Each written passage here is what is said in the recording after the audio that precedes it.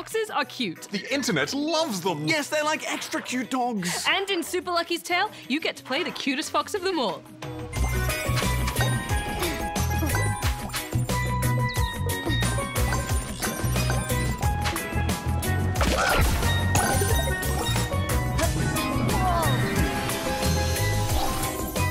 You play as Lucky, a bright-eyed and bushy-tailed little fox who never stops smiling. He wants to grow up to become a hero, just like his sister. Lyra! Lucky gets his chance to do just that when he's attacked by a group of undesirable cats known as the Kitty Litter Gang. They're after the Book of Ages, a magical book that can open new worlds and rewrite history. Undesirable cats! I never thought I would have seen the day. It's a catastrophe! Lucky saves his sister, but along with the Kitty Litter Gang, he's swept inside the book and trapped. This is where it becomes your job to battle the gang and work through a variety of platforming puzzles.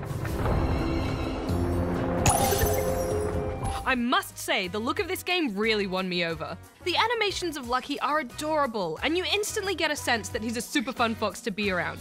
I was just ready to bop enemies on the head, dig underground for hidden coins, and explore this bright, colourful world. Super Lucky's Tale, much like A Hat in Time, a game we reviewed very recently, is reminiscent of old-school 3D platformers. In fact, this game is a sequel to Lucky's Tale, a VR game. The world itself is broken up into various floating islands. Gameplay ranges from battling mischievous creatures, solving simple puzzles, and navigating some pretty tricky platforming. And there's a handful of 2D sections too, which were my favourite. But guys, I consider myself pretty good with platforming games. I'm good at jumping on things. However, I struggled in this. Some of the levels seemed unnecessarily tricky and I even rage quit a few times. Yeah, it does take a while to get used to the way that Lucky moves. He can do a double jump, for example, but the second jump isn't very high at all, which makes some exploring unnecessarily awkward. He also has a dash attack, which is essential in the more tricky levels, but it's not easy to master. After playing Super Mario Odyssey recently, which has had a lot of time to get its 3D platforming down to an art form, Super Lucky's Tale just felt kind of clumsy. Agreed, Rad. For example, you're unable to move the camera in full 360 degrees. This doesn't always pose a problem, but the way the levels are laid out can make it a bit confusing when you're trying to find those lucky clovers. Oh, Darren, I struggled with a lot of those clovers, and you need them to move to the next level.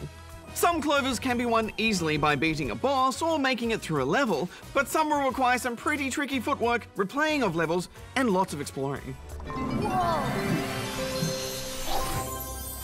Guys, I'm not ashamed to admit that this game beat me. I could not finish it, and you know what? I didn't really want to. Oh, it's such a shame, Bajo, especially because it's such a good-looking game. You know, early on I was getting reminded of Crash Bandicoot, which is a game I know you love. Oh, I was getting such Crash vibes. I think for me, the reason why I wasn't enjoying this is about flow. I couldn't get into a good rhythm with the platforming. Lucky would often land where I didn't want him to. And you don't have many lives, so falling off levels and having to restart felt really unfair. My main issue was how similar the gameplay felt over various levels. I loved the characters and the design of each zone, but what you actually do level to level doesn't change that much. Another problem is they don't explain very well why you're collecting coins or gems, but it's a huge part of the game. My main issue, if I may, is technical in nature.